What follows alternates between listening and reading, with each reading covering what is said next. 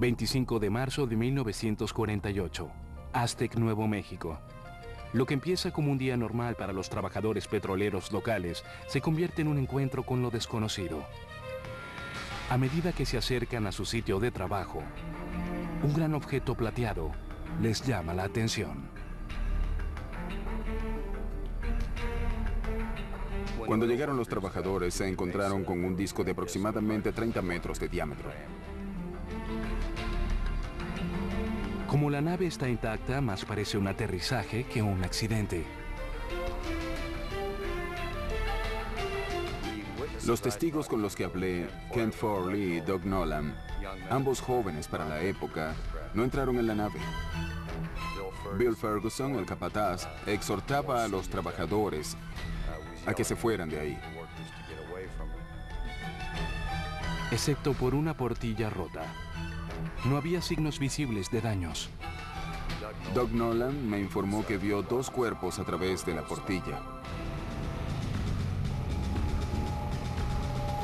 En pocas horas llegan camiones supuestamente desde Camp Hale, Colorado.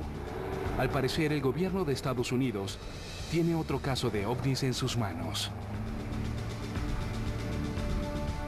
Habiendo aprendido de sus propios errores en Roswell, el ejército rápidamente toma el control de la situación.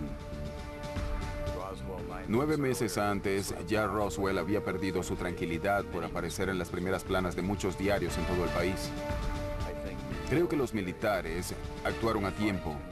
Se apresuraron en llegar al lugar y se llevaron el disco volador caído, un ovni. Apenas llegaron los militares, de inmediato se cubrió todo con un manto de misterio. Hablaron con los habitantes locales, les recordaron sus deberes patrióticos para con Estados Unidos y les hicieron jurar que guardarían el secreto. Hace 58 años, cuando nos hablaban de seguridad nacional, nos quedábamos callados porque respetábamos y creíamos en el gobierno. Los militares querían ese objeto volador a toda costa y habrían hecho lo que fuera para llevárselo de allí.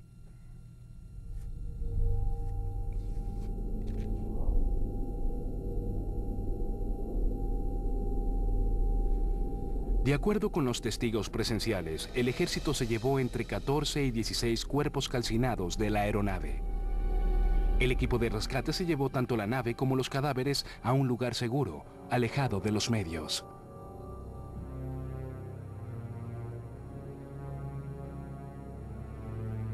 Hay que llevarse los restos hasta la base militar más cercana, donde uno pueda controlar el acceso y luego se trasladan a otro lugar adecuado, dependiendo de lo que uno quiera hacer.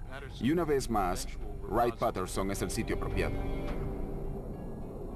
Debido al número de cuerpos extraterrestres de Aztec, se considera que es el mayor hallazgo de ovnis hasta la fecha. Pero los investigadores afirman que hay muchos otros casos relacionados con la base Wright. Octubre de 1947, Paradise Valley, Arizona. Mayo de 1953, Kidman, Arizona. Junio de 1953, Laredo, Texas. Y 5 de diciembre de 1965, en Kecksburg, Pensilvania.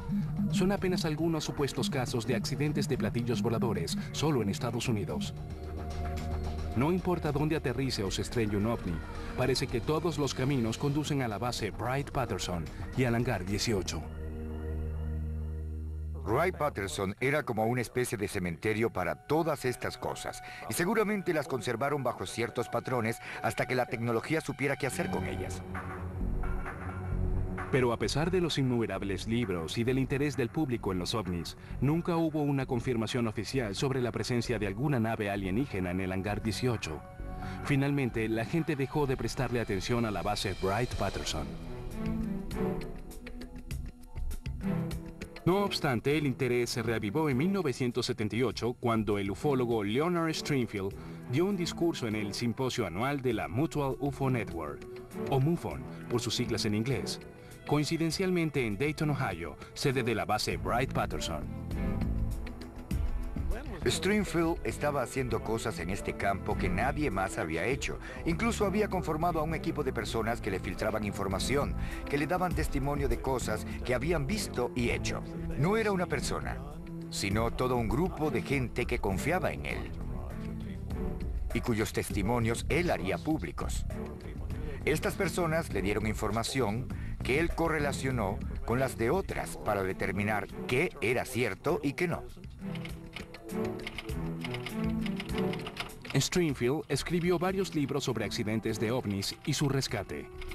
Debido al secretismo reinante, muchas de sus fuentes no querían que sus nombres aparecieran publicados por miedo de perder sus altamente confidenciales trabajos en el gobierno.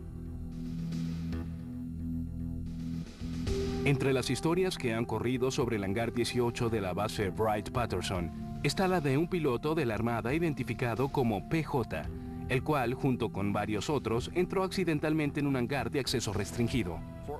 Durante unos breves 30 segundos fue visto un objeto metálico en forma de disco de unos 4,5 metros de ancho por 2,5 de alto. No puedo asegurar otra cosa sino que estaba allí. De acuerdo con la investigación de Stringfield, estos hombres fueron enfrentados por guardias y rápidamente los sacaron del hangar. Una vez afuera, todos estábamos seguros de que el gobierno había desarrollado y ya tenía platillos voladores en servicio.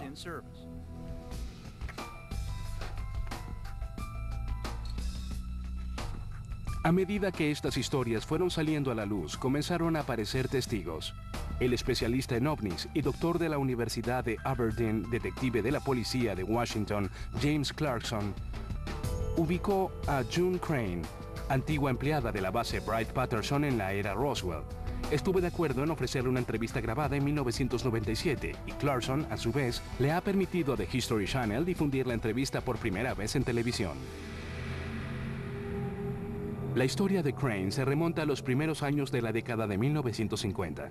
De acuerdo con los documentos que le suministró a Clarkson, era una mecanógrafa con acceso a información ultra secreta.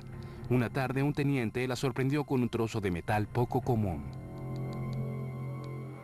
Lo tiró en mi escritorio y me dijo, June, tú eres una buena trabajadora, aléjate de eso, rómpelo. Y yo lo tomé y lo doblé y lo retorcí. Pero volvió solo a su forma original. Es un material bastante grueso, pero no pesa nada. Nada de nada. Era como una pluma. Yo le pregunté entonces qué era y él me dijo, un pedazo de nave espacial. Me dijo luego que yo acababa de traerlo de Nuevo México.